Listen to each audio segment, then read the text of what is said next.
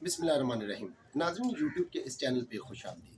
नाज़रीन, आपने देखा कि पिछले 75 सालों से या तो कुछ पार्टियां हुकूमत में रहीं और या फिर एस्टेब्लिशमेंट ने हुकूमत की। अब मोहम्मद ज़ुबैर ने बड़ी कमाल की बातें की और तकरीबन पार्टियों को और एस्टेब्लिशमेंट दोनों को ही आड़े हाथ लिया। अब इन पार्टियों को और एस्टेब्लिशमेंट दोनों को सोचना चाहिए कि मुल्क की जो हालत कर दी है, इस पे ज़रा नज़रसानी करें और अपने आप को पीछे कर दें, ताकि ये मुल्क किसी अच्छी सिमत की तरफ जाए।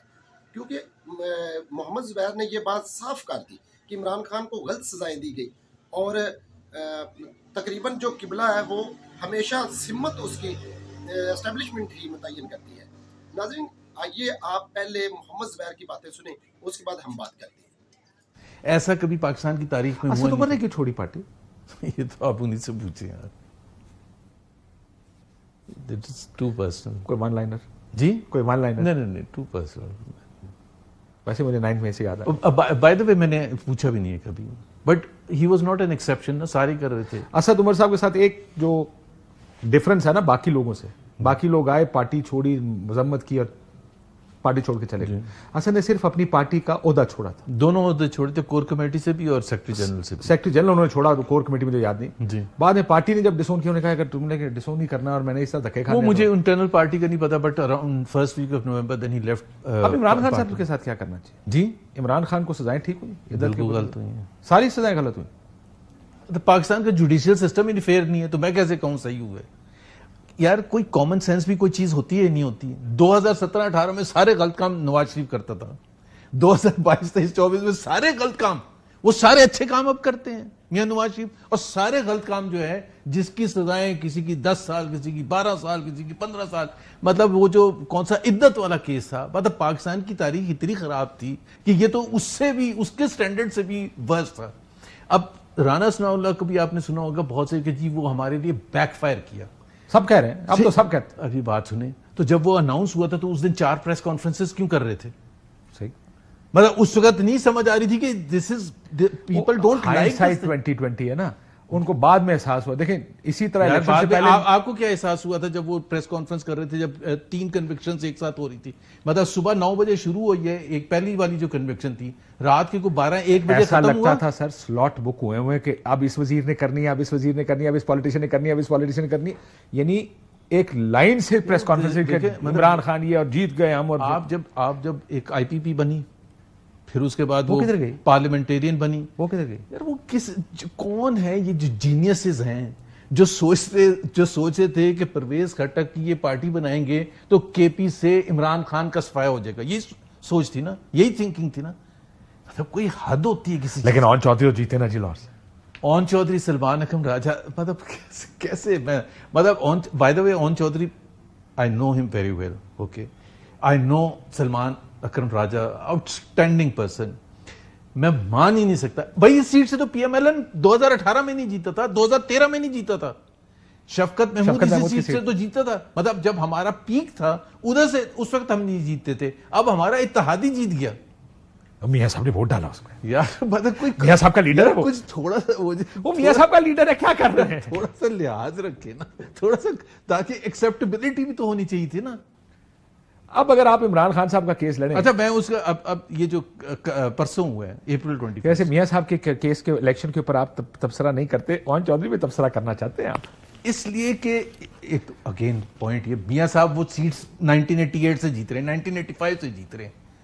सो सर अभी आपने कहा, चौधरी, अभी आपने एक बात कही, क्या बात करें, अभी आपने कहा पंजाब के 20 इलेक्शन हुए, उसमें 4 लाहौर के थे, जिसमें 3 इलेक्शन मार के गई पीएमएलएन सीटों के, जो सीटें आपकी सारी सीटें। देखिए एक तो PTI is very very smart in building up a narrative.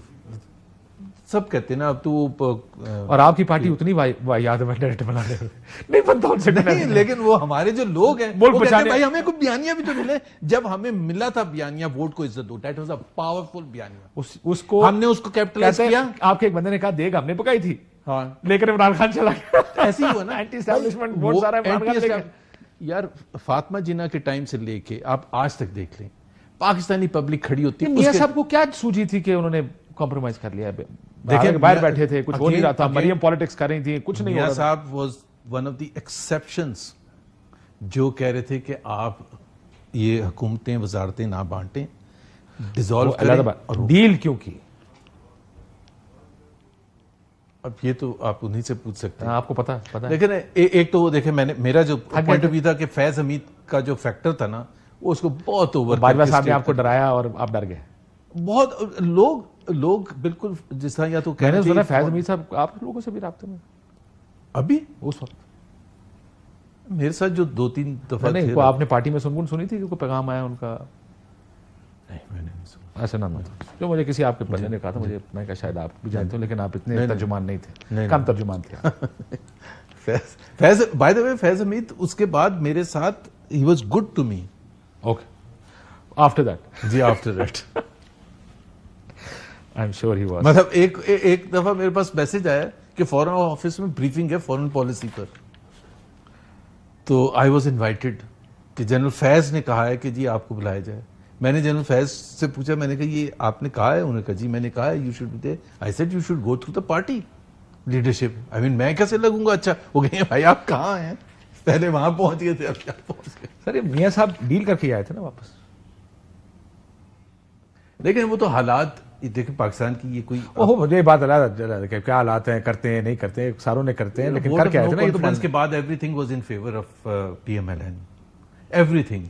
और आपने भी एक बयान में कहा था ना हमारा अच्छा टाइम शुरू होने वाला। अच्छा टाइम शुरू होने वाला है, वो अच्छा टाइम आया और खत्म नहीं हो रहा, वो चलता जा रहा है भाई। अच्छा टाइम सिर्फ ये नहीं होता कि हम पावर में आ जाएं, इट ऑल्सो मीन्स कि जी जो हमारा मेन ओपोनेंट है for now and in future, उसको तहस नहस किया जाए, फिर जाके मतलब आखिर में बताएं साहब, इमरान खान साहब होना क्या चाहिए? बाहर निकालना चाहिए, अच्छा अंदर रखना चाहिए? देखिए पाकिस्तान को अगर आगे लेके जाना है ना, तो पूरी Pakistani leadership has to step back. कि जो 50-60 साल से हम तजर्बे करते जा रहे हैं कि एक को तुन दो और समझेंगे पाकिस्तान आगे चले जाएगा। द रियलिटी इज कि पाकिस्तान इस वक्त बहुत बुरा फंसा हुआ है। इकोनॉमिकली देख लें, ह्यूमन डेवलपमेंट इंडेक्सेस के हवाले से देख लें, कोई भी देख लें, डिस्कनेक्ट देख लें पाकिस्तान की इंटेलिजेंस। ठीक है, लेकिन आपका ख्याल है कि इसको खत्म होना चाहिए? बिल्कुल खत्म होना चाहिए। लेकिन Only he should be आपकी involved पार्टी in- जब बहुत कंधे देने शुरू कर देगी तो कैसे खत्म होगा? नहीं, अगर तो ना इसका- करते, इसका- मियां साहब इनकार अच्छा, कर इसका देते। क्या भरोसा है? इसका लोग ये भी पूछते हैं कि आज इमरान खान को थोड़ा सा बिल्कुल मौका ठीक, मिले, कोई भरोसा तो नहीं, फिर क्या वक्त- होगा? वक्त फैसला करेगा। वो पता चलेगा आप अंदर हैं, अगली वो- दफा आप आएंगे तो आप शाहिद खान अब्बासी की पार्टी के से आएंगे मेरे प्रोग्राम में, कहूंगा आप ये शायद खान अब्बासी से ये सवाल पूछिए। आप बुलाते ही 3 को हैं, आप भी भरे, आपको भी बुला लेंगे। 4 की नहीं है शायद।